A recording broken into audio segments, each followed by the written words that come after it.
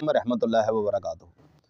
अज की वीडियो में साडी जिहड़े बंदे बाहर दे मुल्कों पाकिस्तान दे विच आंदे ने उन्हां नूं वट बड़ा रहिंदा है, खास करके पेट च मरोड़, पट्ठे खिंचे रहणगे, पानी हजम नहीं होएगा, या खास करके बहुत ज़्यादा परेशानी उन्हां नूं आंदी है, मैदा खराब हो जाता है।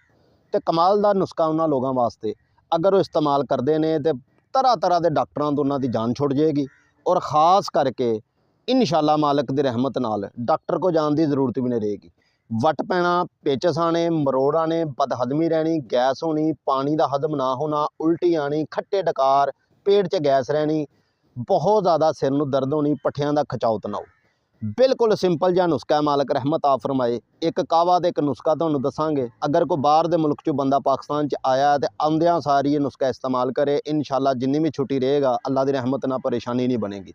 सब तो पहलां ते अजवाइन, जंगली पुदीना ते गुड़ ते सौंफ, सब्ज इलाची, इहदा कावा तुसीं 3 टाइम इस्तेमाल करना है। हुण नुस्खा सुन लवो।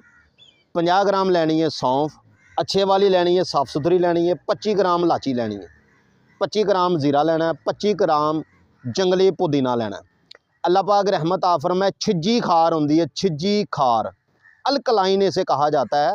छिज्जी खार पंसार से मिल जाती है, एक लाल होती है, एक वाइट। वाइट जो है वो 25 ग्राम आपने लेनी है। इसमें निशादर 25 ग्राम आपने डालना है और सना मक्की 30 ग्राम डालनी है।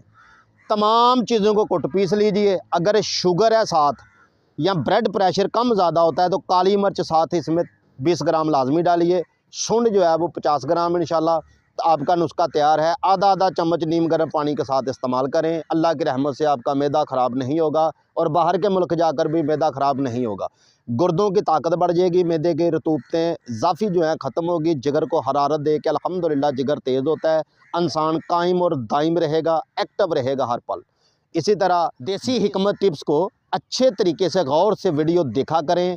चैनल को सब्सक्राइब करें, वीडियो शेयर करें, कमेंट ज़रूर करें अपनी मोहब्बत का, किस ज़िले से आप हमारी वीडियो को वॉच कर रहे हैं। और आने वाली वीडियो बहुत काम की होती है हमारी, अल्हम्दुलिल्लाह बिना रुकावट आपको मिले। चैनल ज़रूर सब्सक्राइब करके रखना आपने। मिलते हैं अगली वीडियो के साथ, उतनी देर तक नेक दुआओं में याद रखिएगा। अल्लाह निगहबान।